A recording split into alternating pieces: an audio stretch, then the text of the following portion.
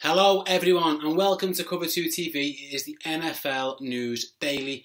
As you can tell, I am not in the studio today. I'm at home, but I thought I had to talk to you guys about some of the major developments that have happened in the NFL over the past 24 hours. Some of them shocking, some of them not so much, a lot of them were expected. Let's go through them. First of all, the Carolina Panthers fired GM Dave Gettleman in what was a huge shock on Monday. Just looking through the statement, the general manager, he's been let go, and the owners have said, it was a football decision and all the usual stuff that comes with it. But obviously, the timing of year shows that something isn't quite right. There was talk that ownership fell out with Dave Gettleman about him letting Josh Norman leave last summer, but if that was the case, you'd think maybe they would have fired him then, or even just after the draft. We're only a couple of days away from training camp, and final rosters will be submitted and made, and cuts will be made in the upcoming future. And the Panthers no longer have a general manager. It is really surprising because I thought Dave Gettleman was doing a really good job in Carolina. He did make some mistakes, all GMs do, but he took over a terrible situation. The Panthers cap was out of control. They didn't really have too many star players, and although they did have a down season last year, you look at the roster and it's pretty stacked on both sides of the ball. I would say at least there's a couple of star players on either side of the ball. They're a good team. They went 15-1 just 2 seasons ago. They had the reigning MVP of the league, so yeah, for that to go sour, as it has done, is very surprising from an organisation who in recent months and recent years had been very stable.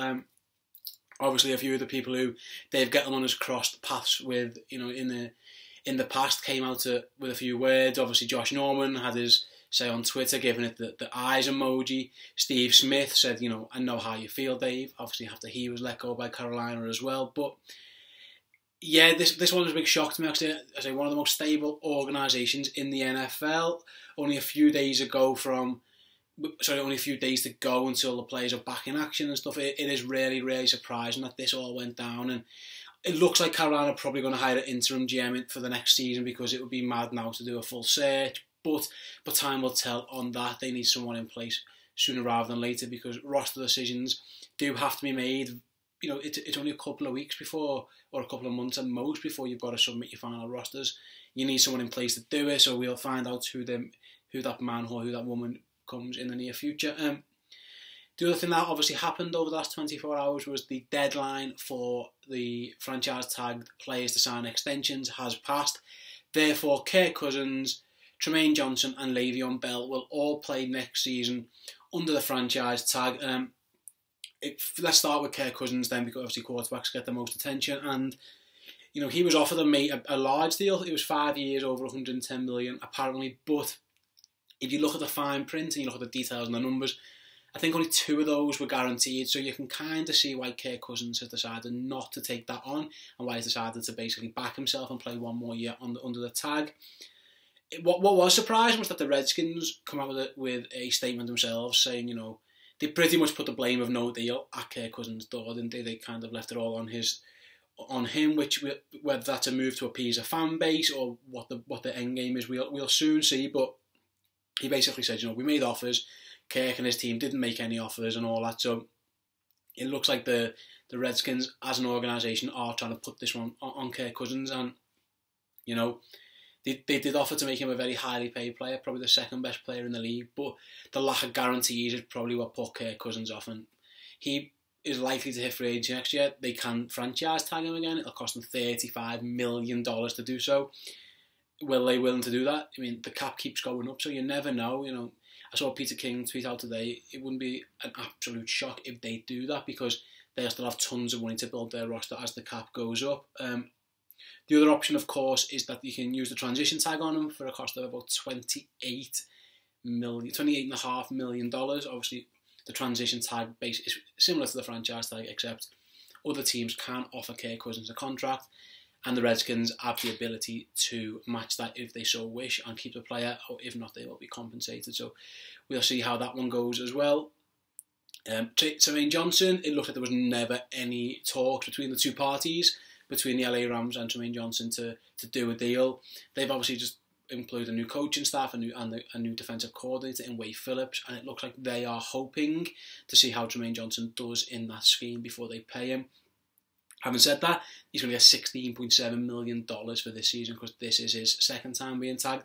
He picked up $13.9 million yesterday, so he's made over $30 million in 2 seasons. I don't think Trumaine Johnson will be too fussed. He'll find a job somewhere next year, probably not for that cost, but you know, they tagged him. Obviously, they didn't want to lose Stephen Gilmore and Trumaine Johnson.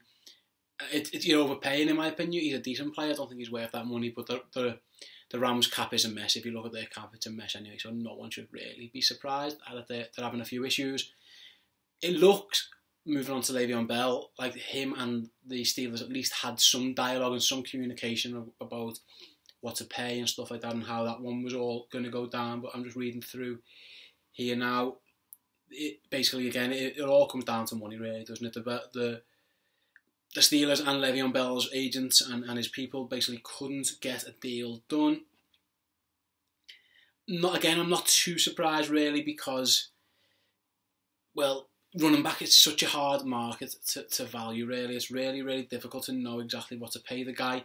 He is probably the best or second best running back in the NFL, but I don't know. I can kind of see why this one didn't work out, because Le'Veon Bell obviously wants to be paid like he is the star man that he is. The Steelers probably got concerns. He had off-field issues in terms of suspensions. He has been injured.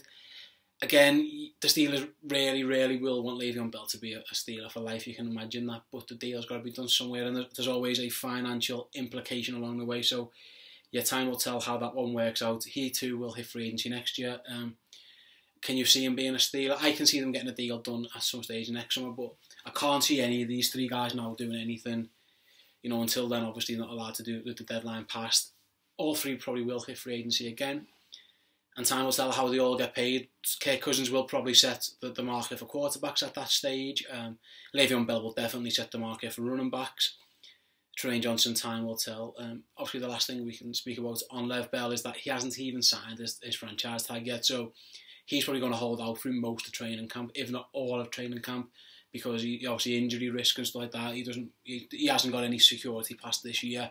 There's a very good chance he won't be at camp until maybe a couple of preseason games in, which isn't ideal for the Steelers. But you know, as soon as Lev Bell steps back in, he is the star man, so I'm sure they'll be fine. So yeah, it was an interesting day, interesting 24 hours in the NFL, considering this is meant to be the slow news time. So we've had firings and we've had all kinds going on. So let me know in the comments section below what you think of the Panthers sacking their GM. You know, if you're a Redskins fan, what you think of the whole Kirk Cousins debacle debate. Same for Rams and Steelers fans regarding Bell and Trumaine Johnson. While you're there, just remember, give this video a thumbs up. Please subscribe to the channel, and we will be back soon with more Cover 2 TV. Until then, I'll see you all later. Ta-ra.